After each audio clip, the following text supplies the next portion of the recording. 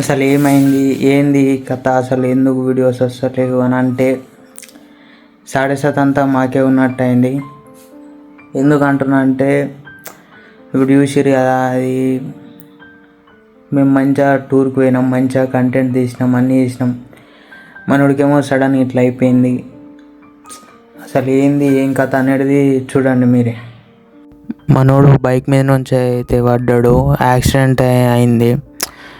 ఒక సైడ్ మొత్తం కొంచెం మీద అయిపోయింది, షోల్డర్ అనేది బ్రేక్ అయింది. హాస్పిటల్కి వచ్చినాం, ఆల్మోస్ట్ ఒక 2-3 హాస్పిటల్స్ తిరిగినాం. నైట్ అయిపోయింది, అసలు ఏం చేయాలో కూడా అర్థమైతే లేదు. మొత్తం సిచ్యువేషన్ అనేది చాలా ఘోరంగా అయిపోయింది.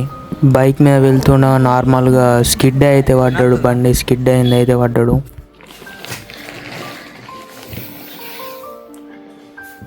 అసలు ఏమైందంటే మనోడికి చిన్న యాక్సిడెంట్ అయిన ఉండే. యాక్సిడెంట్ అనేది చిన్న కాదు, మంచిగా అయింది. షోల్డర్లో కొంచెం బ్రేక్ అయిన ఉండే, షోల్డర్లో చిన్న బోన్ అయితే బ్రేక్ అయింది.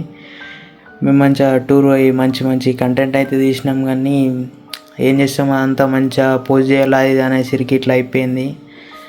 అందుకని వీడియోస్ లేట్ అయిపోతున్నాయి. ఏం చేద్దాం, సాటిస్ఫాక్షన్ అంతా మనకే ఉన్నది.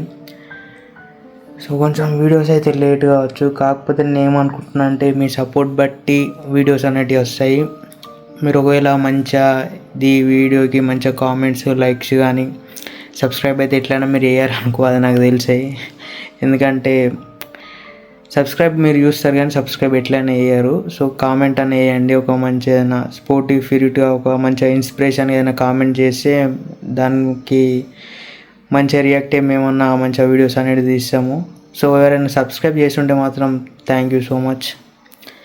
సో నేను చెప్పేది ఏంటంటే, సో దీనికి మీరు ఏదైనా మంచిగా కామెంట్స్ ఏదైనా చేస్తే దీన్ని ఇన్స్పైర్ చేసుకొని మేము వీడియోస్ తీస్తాము. ఎందుకంటే మా వాడికి ఇట్లా అయిపోయింది. సో చూద్దాం, ఎవరైతే కామెంట్ చేస్తారో వాళ్ళకైతే నేను మంచిగా లైక్స్ ఇస్తాను. వాళ్ళే మనకి ఇన్స్పిరేషన్ అనుకుని అయితే వీడియోస్ అయితే తీస్తాను. చూద్దాం.